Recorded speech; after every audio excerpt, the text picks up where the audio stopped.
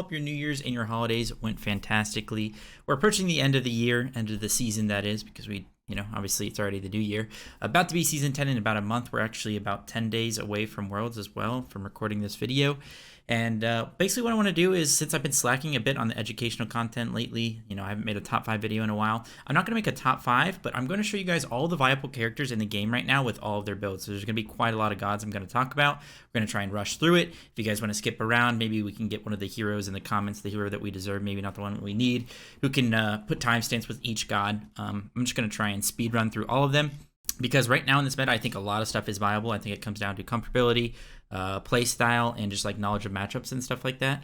And I think for the past 10 years, there's always been a semblance of that in the meta where, all those things are important and there's not always a clear top 5. But I think now more than ever, there's not really even a character that'd be like, oh, this character is definitely the best, So I'm just going to go through a bunch of different characters, show you the builds that I think are good for them. And I promise you, if you build like this and you know how to play the character and you pick them in the right matchups, you're going to have some success. So yeah, that's basically all I'm going to do. Try and speed run through it.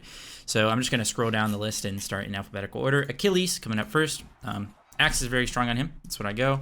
Sunning your axe late game is why you build it. I like to go Golden Blade on him. I think it fixes his only problem, which is his clear. It's really hard for him to keep up with certain characters in clear. And you can always just sell this Golden Blade later on. So I go Golden Blade. I go Double Shield because I think it's very strong on a character like Achilles who gets prots from his passive. Heartward Glyph on this character. What you're going to notice is Heartward Glyph is in basically every build except for the auto attack builds because it's the strongest defense item in the game. And then go into a Spirit Robe or a Mantle. Finish off with that Sundering Axe. Like I said, Sundering Axe is basically only viable on this character because of his passive and his 2. His 2 is increased by percentage prot, so with Heartward Glyph plus your passive, it's actually insane. And then you can sell this for another multi-prot item, is what I like to call it. So a Void Shield is for damage, maybe a Mail Renewal for that multi-prot like I mentioned. And the amount of prots that you get from a build like this with Sundering, it just makes it very, very strong. And of course, go TP and Blink. Or TP beads if you really need beads. Speedrunning, guys, we gotta keep going. Amma is up next. Destal, she's auto attack character. Golden Blade. Makes it so easy to hyper farm the map. This character, if any of the characters I'm talking about, this is definitely a character I think is in the top 5 for sure, for certain, in basically every single matchup. She just does everything really well. She's a hyper carry late game. She can carry the game by calling objectives. Her build's just a little bit different because of the auto attacks, like I said.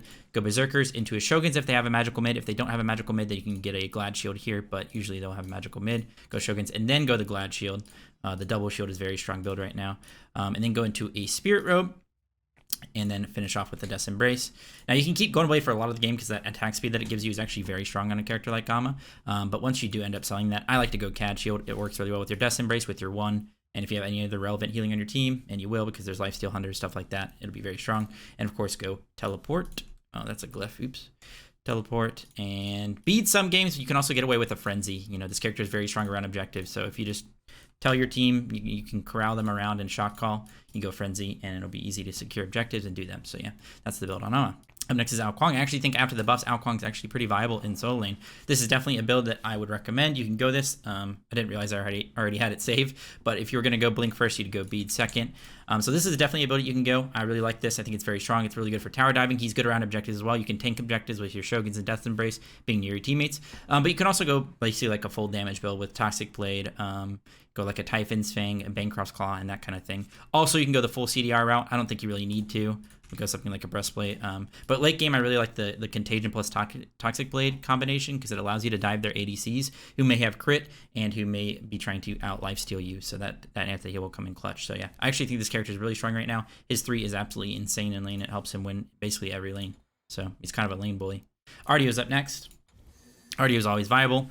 I always go Conduit on her. I think that's just what you should go. You could maybe go Axe in some scenarios, but it just hurts your clear way too much. I like to rush Pythags on her. Pythags first on basically every magical character. It's just way too good. Very cheap. It gives you so many stats, everything that you would want on a Guardian or a magical solo laner. CDR, health, lifesteal. Did I say cooldown? I didn't say cooldown. Cooldown. Go multi-pot with that. And of course, go into that Pythags. Going TP with this basically every single time unless you're against like a character that can really punish you for not having beads. such that like maybe they have like a dodgy jungle plus an airy support. Maybe you want to start beads against that. Go into breastplate so you get that full CDR right away. Heartward Glyph, like I talked about before, just the best magical defense item in the game. You end up getting like 110, 120 magical procs from a single defense item, which is just insane. Plus there's no other glyph that you really want as a soul laner. A lot of times I go into a Divine Ruin here just because it helps dive, like I talked about with the anti-heal, especially if I'm ahead, and then you can round out the build with like an Emperor's Armor, which is very cheap, cost effective, 300 health, 60 prot, and really good for sieging. At this point in the game, that's what's going to be happening, whether you're defending siege or sieging on them. And then you can round out the build with your upgrade. Late game, you actually do end up selling this. This isn't really that strong of an item. And it's actually pretty decent if you have Divine Ruin, so you can definitely keep it for longer in the game. But if you go like a tank item here, like a Spirit Robe, or something that you maybe need in that game specifically, then I would definitely sell this for another tank item late game, just because that Gem of Focus really isn't going to be helping you all that much. So, okay. And then the defense item that I would sell for is maybe like a Magi's if they have a lot of CC, something like that. But I go TP Blink or TP Beats basically every game on Artio. Sometimes I go Sunder. It's fun to go Sunder. So moving on. Just going to talk about the mostly viable characters. Like you could play Athena, you could play Baron, stuff like that. But we don't want to be in this video all day. Destal, of course, tier 1 Berserkers. You don't need to go and play in this character. She farms perfectly well enough with her AoE autos. Go 4 health pots and a TP. Of course. Rush into that Berserkers. Bellona is very good right now, very lane dominant, very hard to gank. You can kind of just be a menace if you walk into their blue buffs, especially early game with all the prots from your passive. It's just disgusting. I like to go double shield, even when I'm against a magical mid laner. I think I can get away with going straight into that Glad Shield just because of the prots from your passive, plus movement speed. Then you get that Shogun's, and then I go into a Spirit Robe. Spirit Robe is just very cost effective, very strong item right now after the buffs a while ago. Death's Embrace, and then you can figure out whatever you want in that specific game. Sometimes I go the Glyph here. The Heartward Glyph, that is, if I need to. Maybe they're doing a lot of magical damage. If not, sometimes I even throw in a Kin Size. Some people like to go Kin Size second item. I don't think it's really that necessary. I think Glad Shield's better because it makes you tankier and it still gives you a ton of damage on a character like Bellona. So it kind of gives you the best of both worlds. Sometimes beads on this character. Basically never go blink on her. Sometimes thorns if they have a double hunter. So TP in either beads, thorns, or maybe even a frenzy, so you can be a little bit stronger around objectives. But that's the build on Bellona. Definitely a strong character right now. Cthulhu's still in a very good spot. He is one of the few characters where you can go a lot of different starters on him. Tainted's very strong against healers, and that's usually when I pick him and I like him. Conduit's still pretty good on him and helps you hyper clear and everything. Axe is still fine. If they have no healing and you don't really feel like you need that the clear from Conduit, then you can definitely go Axe. It definitely helps with your auto attack trading with people and get that true damage extra on them. But basically always go Tainted on him. It just makes him so strong in the team fights. You go Chalice with that, and either a health pot or a multi-pot. If you're like using a lot of mana in the laning phase, just go a multi-pot to help you a little bit. Teleport, of course. Go into that Pythags, if I can type it. There it is. Contagion. I don't think you need to go Breastplate ever on this character. You don't really need a ton of CDR. Your blue buff will give you plenty with your Pythags, and you kind of playing to be strong in your ult. So the Contagion anti-heal in your ult when you're running at them is very, very nice. Manticore Spikes is usually my third item here. I really enjoy it. Or you can go a Mail Renewal, which is also a very strong item on Cthulhu because of the percentage healing in your ult. And then once again, we are going to Heartward Glyph, strongest item in the game. And then usually I'm pretty tanky at this point, so I like to go Divine for a little bit extra anti-heal. You don't always have to do that because you will be overcapped anti-heal in your ult, so you can go just another damage item like a Spear of the Magus or a Spear of Desolation, which aren't too strong on him. I still prefer the Divine Ruin. I could always go something like a Void Stone if you're really feeling that, but we'll just throw a Spear of the Magus in there and then go Tainted Breastplate. And the reason this combo works well is this gives you a ton of physical protections. So your Heartward Glyph gets more protections, and you're sitting at like, what is it? I think 250 of each procs with this build with plenty of damage. So it's feeling really nice. 270, and then it doesn't show you the Heartward Glyph procs, but it should be like 250, 260 because it doesn't actually calculate it. But yeah, that's the build, and then I go Teleport, Blink basically every game. Yeah, I'm not even gonna give you guys another relic to go because I think Teleport Blink is pretty much a must on Cthulhu. So you can run around the map, make sure you're farming and being a menace late game when you blink in. And of course, if you have anti-heal, you can actually dive them without getting one shot by their ADC. Moving on to Chulainn, very strong as well right now. This isn't a very old build. I still like to go Bluestone. He's another character you can go multiple starters on, but I think Bluestone is the way. I go Health Chalice plus a bunch of pots if I'm against a physical. If I'm against a magical, I like to start Mail of Renewal tier 1. I'll just go Mail of Renewal tier 1 with 4 HP pots, but a lot of times you're against a physical. I actually like to rush Glad Shield into Mystical now. And again, if I'm against a magical, I'll just go Mail Renewal, then Glad Shield Mystical. Then we get the Heartward Glyph, of course. Bada bing, bada boom. Into a Spirit Robe, into whatever we need for that game. Of course, we're going to go Bluestone Brooch late game. That's still a very strong item. And, you know, maybe they have a lot of crit, we'll go Spectral. If they don't have a lot of crit, we'll go an Emperor's Armor so we can Siege. And with this, I go Teleport Blink. I'm not even going to keep typing that in because you guys get it at this point. Moving on, next viable character we shall talk about is Guan Yu. Guan Yu's build is a little bit different now, but, you know, still more of the same as always. Not Death Toll, sorry. You go Axe, Tier 1 Breastplate, plus 4 HP pots and multi-pot, because you can afford that with this build. Straight into that breastplate, into a Glad Shield if you're against a physical. If you're in the reverse option, just go Genjis here. I still like to go Genjis with the passive. Even though you are over cap CDR with your blue buff with this build, it does not matter. The passive and the MP5 you get from Genjis is definitely worth it. You can go Heartward Glyph if you're really feeling that, but sometimes that extra CDR from the passive can really come in clutch. Then you go Cad Shield. Notice that you're not building Feyblast hoops anymore. They nerfed it into the ground. Hero's Axe, of course, very strong item on Guan Yu. Very, very strong item in general, but definitely works really well with the style of play that you're playing with Guan Yu. And then last time, whatever you need. Sometimes you can go a damage item here, maybe a Brawlers if they have any healing to help you dive the ADC if you are able to do that. Sometimes just another defense item, Emperor's Armor. Always keep in mind that if you go a physical defense item last when you have a Heartwork Glyph as well, it just makes the rest of your build a lot stronger. Notice I don't have it in this build, but just think about that in general. And then, of course, Teleport. Sometimes you go Beads on this character, even though you have long CC immunity, just because you're going to be sticking with your carries and not wanting to get pulled in by their front line. But sometimes you can go like a Meditation, just a Team Fight Relic, and sometimes you can go Blink if you feel like you're going to need to dive. You know, think about the jungler that you have on your team in your team comp. Hades up next. Tainted always. Just a very, very strong magical starter item. 600 gold as well. We're going to be rushing into that Book of Thoth as well. Only character you're not going to go Pythags on, basically. 4 health pots and 1 multi. Every single game, you go Blink and Beads. Whether you start with Beads or start with Blink, it's up to you and kind of based on what you're playing against. But this Blink Bead, just a late game when you have that full damage build, you're able to get your abilities off because you're kind of slow animations. So you want to be able to blink in, fear them, 3 them, and make sure you get those abilities off without getting interrupted. Book of Thoth. The build is a little bit different than it was a while ago, probably when I last talked about Hades. But you go Bancrofts now and rush Claw as soon as you can. No longer going Warlocks, that got nerfed. So, and Claw and Poly got buffed. So, well, Claw actually got nerfed quite a few times recently, but Poly got buffed, and you want to get that 3rd item because it's very, very strong on him. And then you go to that Book of the Dead, just so you're really tanky, even though you still do a ton of damage. You go Tainted Breastplate, of course. Always in the last item, whatever you really need for that game. Sometimes Emperor, sometimes Mantle if you need more defense. If you don't need more defense, you can always just go another damage item like a Typhon Fang because you do get lifesteal from your Claw, from your Poly, and from your Typhon. So just a lot of lifesteal. You can always still go defense, like I said. We have Hercules. I'll mention him real quick because I've been having fun with him in rank. So we go Axe on him. I think that's very strong. I like to go Golden Blade. It fixes his only issue, kind of like Achilles, which is his clear. It's really hard for him to clear melees. So if you just go Golden Blade, it also helps you hyper farm, which is nice for characters like this, and gives you movement speed, which is definitely a stat you would want on Hercules. If you're against a physical, go into a Glad Shield, then into a Genjis. The passive is very, very strong on a character like Hercules, so I do recommend going a Genjis on him instead of the Heartward Glyph for that reason alone. And go into a Shield of Regrowth. I like to go Emperors just so you can run around in the Phoenix and do whatever you want, basically, and then round off the build with a Hero's Axe. Definitely don't want to go Sundering Axe on this character.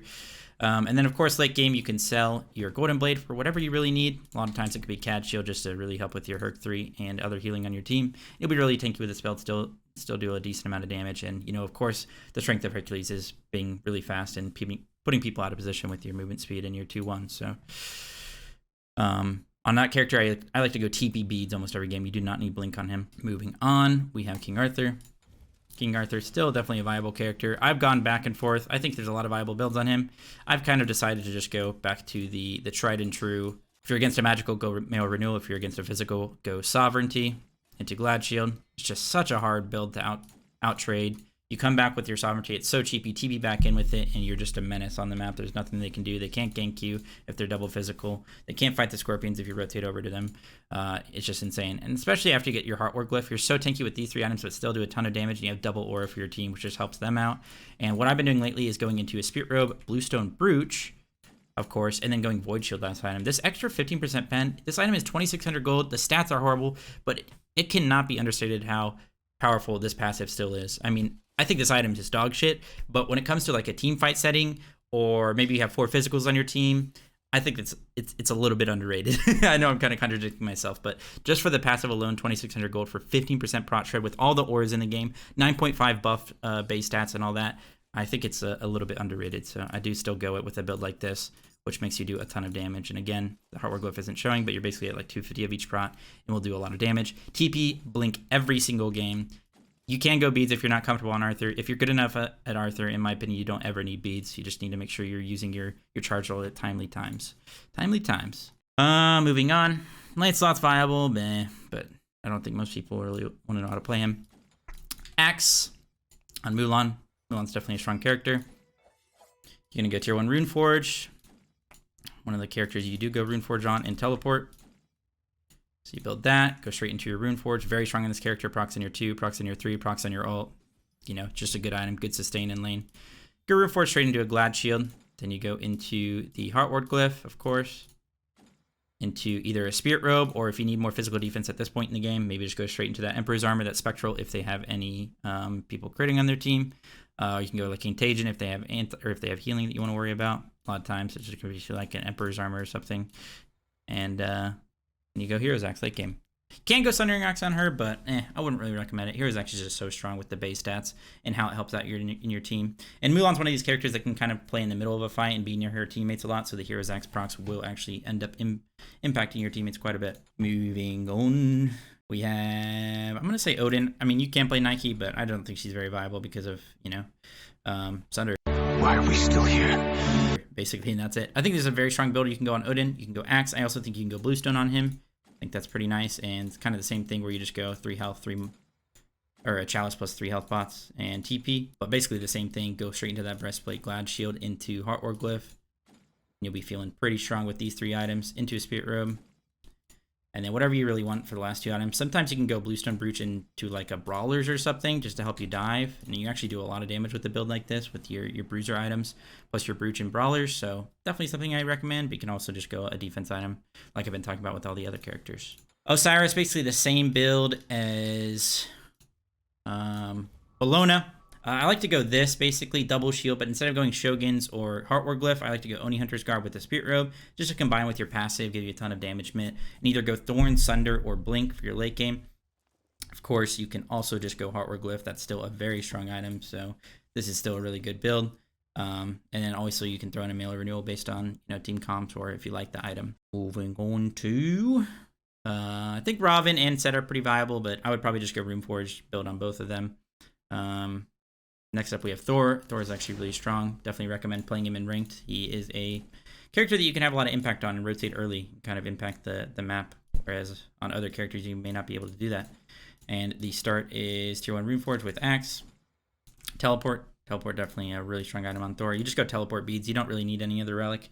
And Beads is very strong on him, and you can just ult into the back line to get to them. You don't really need anything else, like a Blink or anything. Go Runeforge into Glad Shield. His build's a little bit different than other builds just because he has so much CC. You go into a Manticore Spikes, into a Spirit Robe. You don't really need a dedicated magical defense item at this point. But maybe they do have like a magical jungler, maybe Kuang or something like that, and you do need it. You can always just go like a Heartward Glyph here instead of Spirit Robe, and then go Spirit Robe. And then go Sundering Axe is actually viable on him, but Hero's Axe is also still very strong. And he's one of the few characters that you can still just go like a straight up damage item on, like a Crusher or a Brawlers. And you'll be really strong with this build. TP Beats. Moving on, we have Tyr. Tyr is really not that special. This is a little bit different because he's the only character you go tier 1 Manticore on.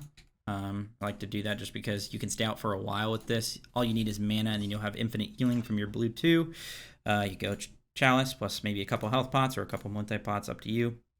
He's also one of the few characters you go Blink on. That's part of the reason you want to have this extra sustain so you can stay out longer, because you don't have the luxury of just TPing back in. You don't go straight into that Manticore. You do go Glad Shield and then go the Manticore. You do a lot of damage with this build. Into a Wing Blade. You also go Relic Dagger at this point, especially if you're making plays on the map and you want to have that blink up more often. But if you don't go it there, I do recommend going it next. Then Bluestone Brooch, of course, and then last time, really whatever you need. A lot of times it's just going to be a Spirit Robe. You could go a damage item there if you feel like you're tanky enough. They're not really focusing you well. Not, you know, maybe you're fed or something. And then, of course, go Blink and Beads. Sometimes you don't need beads on this character, but it just helps with getting your animations off because they're pretty long. Of course, I haven't mentioned it yet, but Fire Blink every single game. They buff that item, and it's very strong now, so go Fire Blink instead of the other one. And, of course, when you go beads, always go Temporal Beads on Soul Laners. So who do we have left? Is that basically it? Surprisingly, yeah, that's basically it. You can play Jingten. I think he's fine. Just go the conduit build like you do on Artio. And, there's some other characters that I didn't mention, like Wukong. I don't think Wukong's very viable in Nike because of Sunder. Lancelot is viable, but he's more just like one of my favorite picks. But his build's still pretty standard where you just go double shield with Rune Forged. And I think I addressed basically everybody. So yeah, I think there's a lot of characters that are viable right now. Sorry if I stumbled over my words. I just wanted to get through this in one take and provide you guys the information that you need to have some fun towards the end of the season. Maybe, win a few more ranked games. Maybe if you're trying to get a last minute grind to a diamond rank, a master's rank, or something like that, just trying to achieve something, you can use these characters and these builds to do that. So yeah. Sorry, I haven't been making too much educational content. We got Worlds in 10 days. That's all I'm focused on. So I hope to see you guys at Worlds if you're not going to be there, whether you're watching, cheering us on. I appreciate you. And yeah, I'll see you guys in 10 days. So hopefully you guys found this video informative and entertaining. And I'll see you guys in the next one. Peace out. Stay healthy as always. Bye-bye.